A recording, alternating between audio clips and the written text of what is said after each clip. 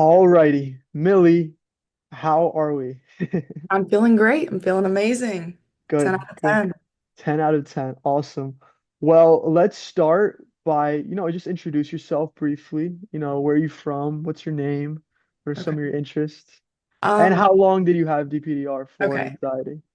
I'm Millie. I'm from North Carolina. I'm in college, so that's really taking over my life. I'm in a sorority. I enjoy, hanging out with friends, doing sports, whatnot. I dealt with DPDR for 2 years, almost 2 years, a little bit more than one and a half. And then recently I've finally just been fully recovered. So yeah. Hell yeah. Hell yeah. Music to my ears.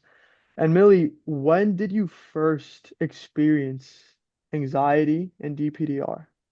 It was the day I was literally leaving for my freshman year of college to go home. I was driving in my car on the highway and I just felt this sensation of like I was gonna pass out, this dizziness, this lightheadedness, something you can't even explain unless you've dealt with it personally. It made me pull over for like 2 hours. I was on the side of the, well, not on this, I was on a gas station, but I was there for a while on the phone with my friends, like Yep. what's wrong with me? What is going on? Like, I don't know how to deal with this. And then finally, I pulled myself together and I had to talk to my friend for the rest of my drive home, which is about 3.5 hours home. And then after that, it just went straight downhill. Much more symptoms came, but that was my initial, like, what is wrong with me? I remember exactly. You told me this story. And many people have had very similar experiences as well, especially driving, and we'll get into that later. But what was life before this experience? Life before was honestly amazing. I mean, like I was just going through my freshman year of college. I mean, I was in this whole new like environment. I was getting to know what it was like to be by myself. And even before that, I mean, I was a very social person. I played soccer. I was very involved in my like school life and community and the people around me. And then once I started dealing with that, my social life drastically just declined and it was never really the same until, I decided to deal with it. So yeah, it was very Yeah, different. yeah, yeah, exactly. And how did it feel going from just like, I think you were 18 at the time, like a Yeah, regular 18-year-old, then you had that panic attack that changed everything, and then you started experiencing these bizarre symptoms that took over your life, you know? it was terrible. I mean, like I genuinely like you cannot explain it unless you've been through it. So like, like you go from being this energetic out of this world wanting to, I couldn't even imagine like I used to love, riding roller coasters and stuff like that and just being in a very social like going to the mall or going to concerts or stuff like that and I just couldn't imagine at that point being able to do that, so yeah, I guess. Yeah, I know exactly what you mean. It's like the simplest things I used to do before. Hmm. We're just like, what? Like, I cannot Literally. do that now, Exactly. you know? And what would you say your most debilitating and frustrating symptoms were for you before? Before, I would say it was definitely the dizziness that I'd feel at literally every single time I'd try to go grocery shopping. I'd try to go in any store. I'd try to literally sit in a classroom and I'd just be like, I'm not real. I need to get out. It affects my everyday life. And that and also the heart palpitations were pretty crap. Because it'd keep me up at night Hmm. wondering like, why is my heart beating outside of my chest? And those are my two main things I would say. Yeah, no, absolutely. Absolutely. Did you ever experience like intrusive thoughts, Oh yeah, existential for sure. thoughts? You know, For awesome. sure. Those would come more at night. Honestly, when I was trying to go to sleep, my Mhm. mind would just race and race and race. And I really, it got to a point where I would, just be back and forth, in my bed, like wondering, I'd have to go and lay on my cold bathroom floor or get in it, like put water on the back of my neck or on my forehead, just stuff like that to get my mind off of whatever it was thinking. Yeah, exactly. And how bad would you say it got for you, like 1 through 10? 10, 11, break my 11. skull. Yeah, I feel you. And what would you say to someone who's watching this? And as you know, we all feel like we're so special and that no one's going through what you're going through, you know? So like, what are you asking? Like basically was it really that bad for you to the point where, you feel like you're losing your mind? I mean, yeah, I would say like I think it got to the point where I genuinely was like wondering like what was gonna happen to me after this, like how much longer can I take this? And I really didn't know what was gonna happen to me. I mean, I was terrified. I was so scared, and I couldn't talk to anybody about it. Nobody knew what I was like. I'd bring it up here and there, Yeah. but I'd silently deal with it for 2 years, and people said I was like off. Like even my parents said that, but I couldn't explain to them what I was genuinely feeling because they don't understand. They're like, oh, it's just another, bad day, this and that. Everyone gets brain fog. This is not brain fog. This is a lot No, than that. Yeah. no, it's not So, brain yeah. fog. And did you ever feel like you were the exception that just couldn't recover? Yeah, definitely. I was, like I said, I mean, you came up on my social media and I was like this, this can't be real. Like how am I going to be healed from this? Like that makes zero sense at all Yeah, whatsoever. But here yeah. we are. So, Here we are, just like literally 2 months later, not yeah, even. It's amazing, for amazing. sure. And how would you say DPDR really affected your life? Like when it comes to your relationships, let's start there. I mean, I literally lost so much sense of not even myself, but the people around me. I didn't recognize my own mom that birthed me or like, my friends around me. Not even like recognize them. It was just like a why am I here? Like what is going on? Like I don't know what's around me. I don't feel like I look at myself in the mirror and just be like, who are you? Like when did you become this person? And I don't even know, I but feel you so heavy on that. every day, So, yeah. so, so heavy on that. Yeah. Yeah. And how would you say it affected other areas of your life? Like, I don't know, your work, your school. Yeah, it was definitely, especially with work, just the feeling of the dizziness when I'd be at work and I'd have to, tell my manager, hey, I need a second. Like I can't breathe right now. Like I need to just, take a breather.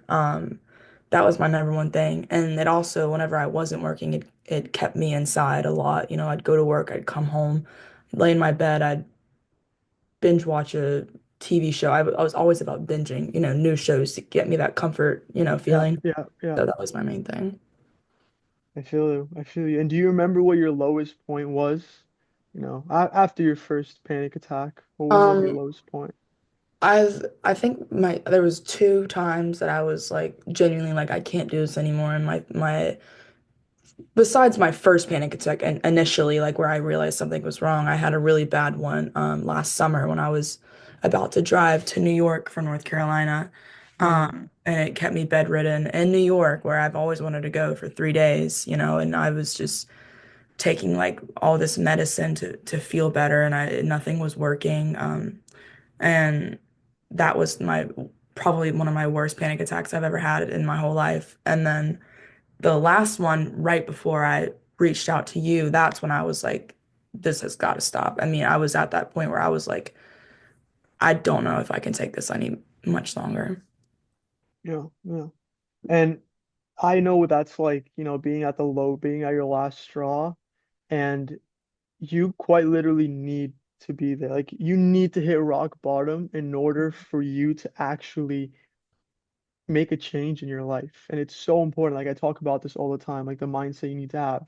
Like you need to go through that pain because without that, Millie, you probably wouldn't have reached out to me, you know? If Great deal. things kind of were mellowed out, even though it was still bad, Hmm. until now, you would have no incentive, you would have no motivation to actually make a change, you know? So it's a blessing in disguise, even though I know it's literally terrible. It's Yeah. terrible. And like there would be times where you think it would go away and then it'd come back a week Comes later, back. times harder. And I'm like, all right, no, no more of that. Like, Exactly. And that's the trap that everyone gets stuck in, Millie. Like you've seen other people who've had it for 10, 20, 30 years. That's literally it right there. Like it mellows out to a point where it's tolerable. And then you're like, oh, okay, like maybe I'm getting better. And mhm. then because you're not actually doing anything, you're just waiting for something to happen, it's just gonna come back and bite you every single time. every single Exactly. time. And I was stuck in that same cycle for 6 months, you know? Mhm. Did you ever feel like you were stuck in that cycle where it's like, Oh oh, yeah. like, yeah, I you mean, I did? would feel like one day I would, just feel great, amazing, no dizziness, no heart palpitations, no nothing. And then that night would come, or even the next day, and it would just bounce right back like that. And I'm just like, what is going on? Genuinely, like, this has got to stop.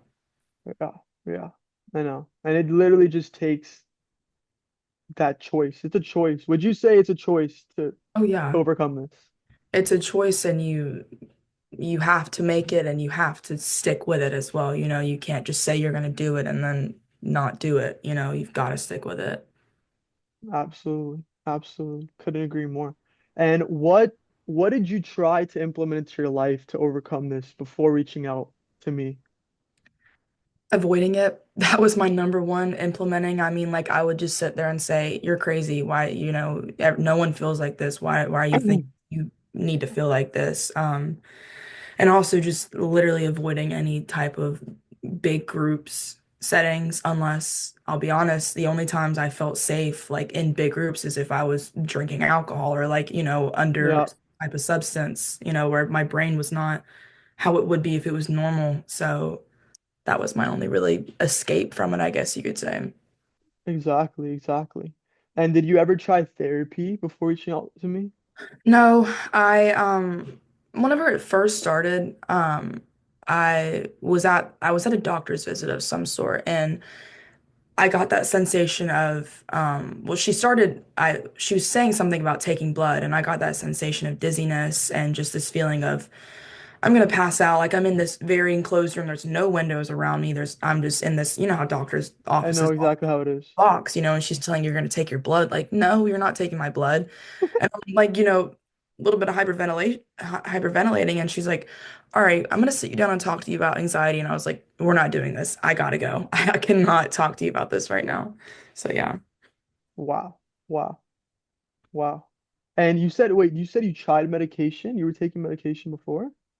She subscribed me to it, but I never took it. So I was too scared to take it. And the thought of putting any type of like drug related substance inside my body just absolutely terrified me. I completely agree, Yeah, especially something like an SSRI that changes the way your brain works. exactly. It's scary, And you know? I already feel like this. I don't want to make it like mess with it more, I guess. 1000%, 1000%. Cool, cool, cool, cool. And like, what thoughts or fears did you have, you know, before working with me? My main thing was just like the whole passing out thing, which I never did. I never once did pass out from it. That and thinking I was gonna have a heart attack and just I had this I've always been like a little bit of a hypochondriac, but this just intensified times a million whenever I Yeah, dealt with that. So every second of the day, like, and then I'd sit there and think about why is my heart feeling like this, and then that would send me into my panic attack and you know, stuff like that. exactly, exactly. And was there ever a moment during your recovery journey where you thought like, what if this doesn't work? What if I am the one that just doesn't recover? For sure. I mean, for sure, there's definitely doubts in it, but I kept pushing through and, doing my things every day, and here we are. Exactly. Exactly. Cool. And what made you decide to reach out for my help specifically? Like I'm sure you saw like so much DPDR anxiety content over the years. There's therapists out there that claim that, maybe they can help. Like why me? The thing is, over the years, whenever I was dealing with it, I genuinely avoided every bit of the thought of me having any type of anxiety stuff. So, things could show up on my page and I couldn't even tell you what it was because I would just scroll right past. But it got to a point where, I think it was December that I messaged you, or January, and I don't know. I decided to watch your video because you were on my Instagram Reels. I told you about that, Yeah, and um, you just explained literally everything I was feeling, and I was like, all right, let me just take a look and look at the rest of your page. And I did. And then literally everything I've ever felt was on there. So I felt a sense of comfort, I guess you could say, because I was like, wow, I'm not crazy. Like I've been dealing with this for this long. So maybe I'm not actually crazy. And then that made me DM you and et cetera, et cetera. Exactly. Exactly. And before reaching out to me, did you ever feel like you could make a full recovery yourself, or you felt like you No, needed help? not by myself. No, I at that point I was like, I need help. I cannot, I don't know what to do with myself anymore. Mm. I feel you. Yeah. And what do you think really made you decide to actually start working with me? You reached out to me, but what made you like actually commit and pull the trigger on, really doing this with me? I think it was the sense that like, I mean, you were very, I was just very, you were very comforting with it. So, I mean, you explained to me stuff that you went through, and I mean, everything that I told you, you didn't like, what are you talking about? Like that doesn't make any sense. You were That's what like, most people do. yeah, like I've been there. I've literally been there. And I was like, like a breath of fresh air, honestly. So yeah, it was nice to know that somebody else was dealing with it. How do you feel about people that haven't gone through DPDR trying to help people going through DPDR? For example, like your local therapist, Yeah. or your local freaking doctor. Yeah. You're there's just no way that they would ever know, what you're genuinely going through. I really don't think unless you've been through it personally that you're going to be able to help anybody that has or is going through it at that point in time.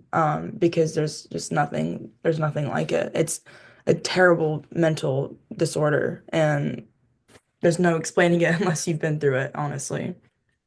I know, I know. Yeah, completely. I completely feel you. And that's something that, I mean, some people do understand and some people don't understand. It's like, it's such a unique thing. Trying, like, someone, like, I honestly don't think it's fair to ask someone else, like a therapist, to try to help you with that Yeah. because they've never experienced that, I- you know? Yeah. So, yeah.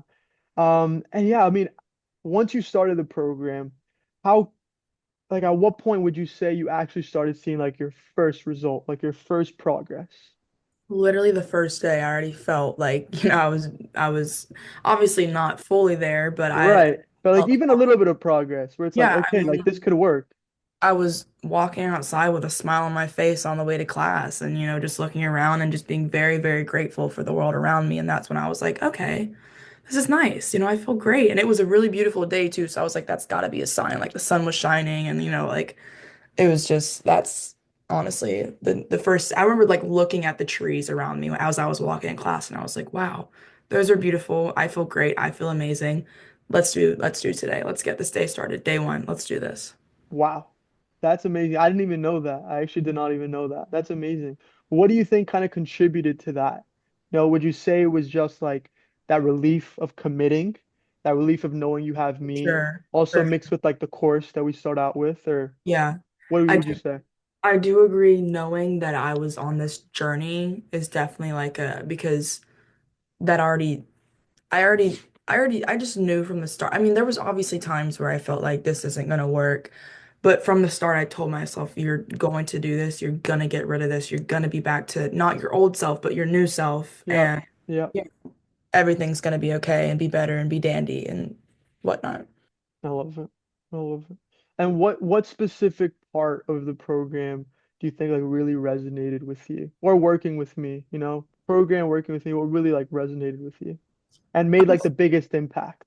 I would say, just the being consistent part and staying on top of everything. I mean, like having a schedule was so helpful and just like having a purpose, like Mm. Yep, having these goals and, doing what you need to do because you're going to tell yourself you're going to do it and then pursuing it and getting it finished makes you feel just on top of the world. absolutely. That's amazing. I'm glad to hear that.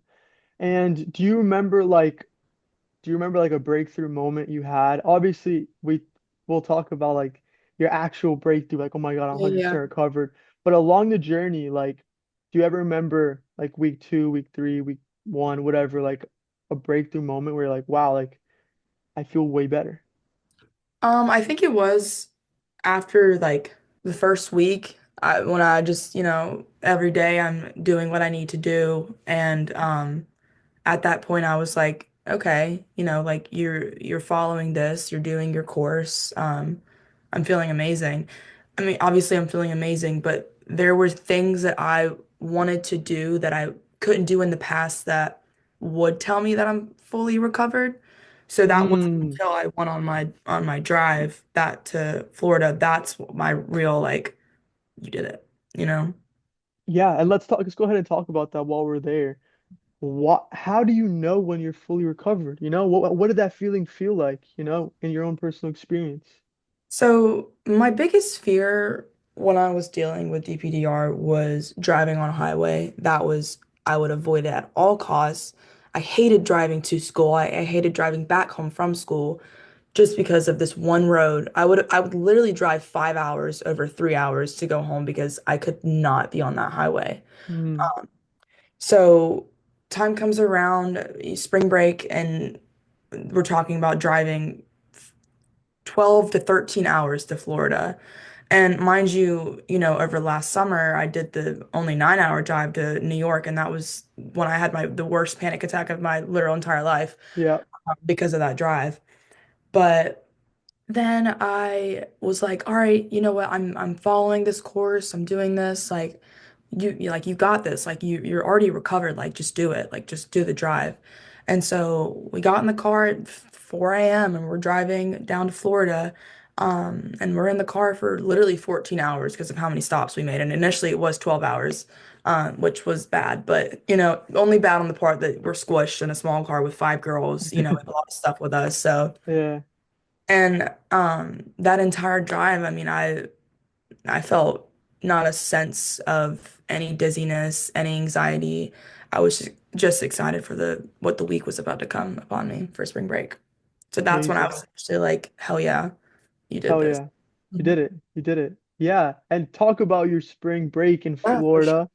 Go ahead and Um, talk about that. I mean, but it was amazing. I had so much fun. I'll bring up in the past as well. Summer was my worst seasons because of the heat and just we did not get along. But I was in this 80, 85-degree weather, with a lot of people around me. I mean, it's Fort Lauderdale for spring break. Obviously, there's going to mhm. be a lot of people, a lot of heat, a lot of, stuff going on.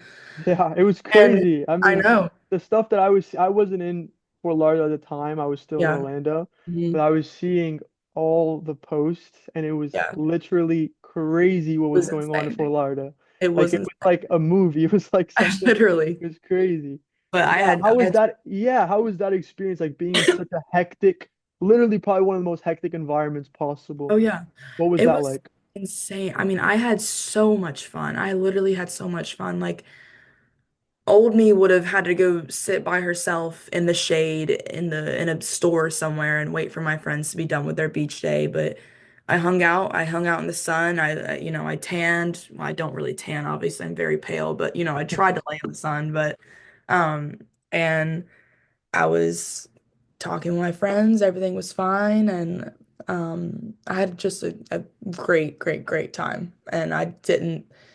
If you would have asked me to go to Fort Lauderdale for spring break and, last year, I would have said, hell no, I'm not going there. No, you got that. That's all you. Oh So, yeah, amazing. You had the time of your life. yeah. Cool. And what would you say? I mean, a lot of people that are gonna watch this in general, they're like, I've tried everything. How the hell did Millie make such a fast recovery after almost 2 years experiencing this? What would you attribute your success to? I would say, you know, I've been there. I felt like I was never going to be recovered either. And even, in the sense of like, how the heck do you think someone else could heal you when they have no idea like what you're like, even if they've been through it, like you're gonna think, oh, they still don't know what I've been through. Just try, just give it a try, just go for it.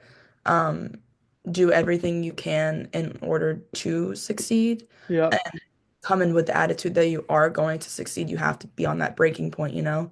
Fair. Um, and just do it. Just heal yourself. It's mental health is the number one thing you need to stay on top of and just heal yourself. Yes. Yes. Amazing. And I mean, what's like one concept or something I told you or something you learned throughout working with me that's like really stuck with you or that really helped you? Um, I would say just consistency, honestly. Like staying Mm, on top of everything. You're very, stay on top of it. Stay, nothing I tell you, you can't not do or what, stuff like that. So exactly. staying with it. And till this day, even if you don't want to, you wake up, you don't want to go, to class or you don't want to do your laundry, just do it. Just do it. Even if you don't want to get up and do it. That stayed with me very well. Amazing. Amazing. How important would you say taking action and discipline is a part of your recovery journey? Oh, 100%. That's the number one thing is, discipline and staying consistent. That's always going to be the number one thing. Completely agreed. And a lot of people don't even understand what taking action means. What would you say taking action means? Just doing what you say you're going to do. I mean, if you have goals that you need to, achieve, take action and do them, I mean, you can't just say you're going to do something because actions speak louder than words. You can't just say you're going to do something and then not do it. Absolutely, absolutely. Yeah, and the problem is that a lot of people don't even have goals. But the Yeah. problem also is that when you're in that state of DPDR and anxiety, nothing else really matters. So you can't even fathom, like, okay, sure, I want to go to the gym, but I feel like I'm not even there. I feel Yeah. like I'm gonna freaking have a panic attack. Yeah. So what I say is start small, right? Start Yeah. very small, just get things done. Like literally set 5 things to do every day, whether it's making your bed, whether it's getting your water in, whether it's brushing your teeth, literally anything to build up that confidence. How important would you say confidence is to really overcome this? Very, very, very important. Very important. And not Yeah, even just like you like looking in the mirror and saying, "Oh, you're beautiful," whatever. The confidence is in the way of like, you know, you're proud of yourself for achieving something, you know? You're just be proud of yourself. it's That's the yeah. pride. Yep. Absolutely, absolutely. And I mean, how does life feel now compared to when you were struggling? Like, do you really feel like what people really want to know is, do you really feel normal again? Yeah, I mean like I just feel like I've opened a brand new door and chapter in my life. And I feel like it's really good timing now that um summer is about to come around and I'm going back into where I'm most scared of, I guess I was most scared of. Right. But I feel like, excuse me, now that I've done this, I've opened a new door to new goals, new opportunities, new et cetera, et cetera. And also I'm graduating from college next year. So I mean, I'm going along that path. I've got a lot of future ahead of me. So yeah, I feel great. I feel amazing. Um, I feel back to my new self. Back to your new self. Mhm. Exactly. That's something I tell a lot of people when they ask me, like, am I really going to feel normal again? And I say, like, if you recover properly and you go through with my program, your normal self is going to be way better than what you were before Oh, yeah. because you have to become a different person in Yeah. order to overcome the DPDR. So, yeah, I mean, I don't know, what are a couple things or traits that you developed that you're really proud of now? Or like, how did this program set you up for long-term success? I say my number one thing is I've never, ever, ever been a morning person, ever. And then now I literally cannot wake up later than 9 a.m. And like I would have never done that in the past. There was times I'd be waking up at 2, 3 p.m. in the afternoon just because like I'd be up all night. My sleep is so much better. That is my number one thing that I always used to struggle with terribly is my sleep. And that's changed tremendously, which I'm very, very thankful for. Also, eating breakfast. Never used to eat Yeah, breakfast. I remember. Yeah, never. I cannot wake up and not eat breakfast now. Like, that's my go-to. Like, and I'll make really good healthy meals. I'll have a omelet with like spinach or kale and, some sort of meat in there. And it really does set you up for the day. Because like I used to be in class, and my stomach would be rumbling and it'd just be embarrassing at that point. But now I couldn't even imagine that, honestly. Yeah, I remember we talked about all of that in our first call. You're like, Mhm. yeah, I've never been a morning person. I don't really eat, Yeah. in the morning and all that. And we fixed all that up. Yeah. And what would you say to someone, Millie, who's in your same shoes, who's currently experiencing DPDR, probably questioning this video is even real, and Yeah. feels like their recovery is impossible? I would say, um, that's a really good question. Honestly, like, just reach out and you're gonna feel like everything is, going to shit and nothing is going how it should be. You're not who you used to be. I get how you're feeling, but everything is going to be okay at the end of the day if you just, you know, work towards it and stay on top of what you need to stay on top of. And just reach out, please, because it doesn't go away. So I know, I know, I know. Yeah, entirely. You have to take the action, yeah. whether it's reaching out to me, whether it's literally doing it yourself, which is possible. I've done it myself. It's just really, really, really unfathomably tough. But yeah, what would you say to someone who's like currently on the fence? On the fence, they probably reached out to me. Maybe we even had our call, and they're still debating whether or not this actually works or whether or not they should invest in it. I would say, um, if you know you're ready, you should be ready. If you're reaching out, you're already ready, to Mm, get that help. it's a good point. At that point, take that action and um work towards it. I would say do it because you're not gonna honestly, it's not gonna go away. It's not, and it sucks. It's scary even saying that, like, and coming from like your side and thinking that like it won't go away, but if you take that action and if you work towards it, you're gonna be okay. You will be okay. I'm okay. 100%. You are Dress is okay. I'm yeah. okay. I'm Yeah. okay. We're all great. We're doing great. But you have to take that action. Have to. You have to. Whatever that means, you gotta do it. And yeah, I mean, kind of ties in what I just asked you. What if someone is ready? They have the funds. They've seen my results. They watch this interview and they're just scared to actually commit into something and put forth that investment, you know? Mhm. I'm sure you kind of had, the same thing going on. It's like, oof, I don't know if I could do that. Is it going to work? Is it worth it? Yeah. You were there. But yeah, I was gonna say I've been there. I know you're gonna have the doubts. Coming from me dealing with that, I obviously everyone's gonna have doubts. I had doubts, but I did it anyways. You're at this point where you've reached out, you're ready for it, so why not just do it, Like if you genuinely already don't be, I know it's scary, I know it's, not what you want to be doing, but you have to. You have to, just take that action and just go in towards it. It's so you just have to see like once you go through with it, it's very worth it. Yeah. Yeah. And shout out to your parents, by the way, Millie. Feel Yeah. like, I mean, I already did on my story, but for the people watching, I mean, Millie has some awesome parents, and I got to meet both of them on a call. And yeah, I mean, they were very much, they were skeptical at the beginning, that's for sure. I'm sure Yeah. Sasha, Yeah. your mom even said that. But when we talked everything over. They asked me a bunch of questions, and from there, I felt like they were like, you know what, like Millie really believes in this guy, and I want to see Millie happy again. And ever since then, Sasha, your mom, has been awesome, Yeah. literally awesome. She's amazing. Of And I appreciate her a lot. I hope you appreciate them as well, you know? course. 100%. Absolutely, absolutely.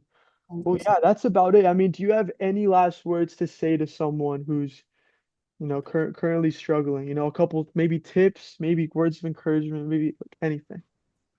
I am just gonna say, at the end of the day, you will be okay if you just, work towards it. It's very, very difficult to believe that coming from your end and you dealing with it, but you will be okay. Um, Discipline yourself, stay consistent, stay on top of whatever you need to stay on top of. Give yourself goals and just achieve them. And, just do what you need to do to become your new self. Yeah. Yeah, that's awesome. And one more thing. A lot of people find it hard to believe that you can make a recovery so quick. And your shoes, I think it was what, 40 something days. Let's just call it six Yeah. weeks. Yeah. 6 weeks. How does that feel? Because I know I set that expectation for you before. I told you, like, Millie, we're gonna get this done. Mhm. Maybe you didn't believe me at the time, but how does it feel knowing that it's not just like a dream? I'm not selling you a dream. Like, you actually overcame something that you struggled with for so long in 6 weeks. How does that feel? Is it like a little bit still like hard to believe? It is hard to believe because, you're used to this feeling that, you've been feeling for however long you've been dealing with it. So I'm sitting there and I'm a lot of times in class, I'm sitting there and I'm like, I feel really comfortable right now. This is not normal. How I'd usually be like freaking out, like, why am I not like dizzy? Why am I not like, I'm actually like able to sit there and listen to my professor talk to me and not deal with it, or I'm able to go to the grocery store and not have to leave after buying two things. So yeah, it's definitely like wow.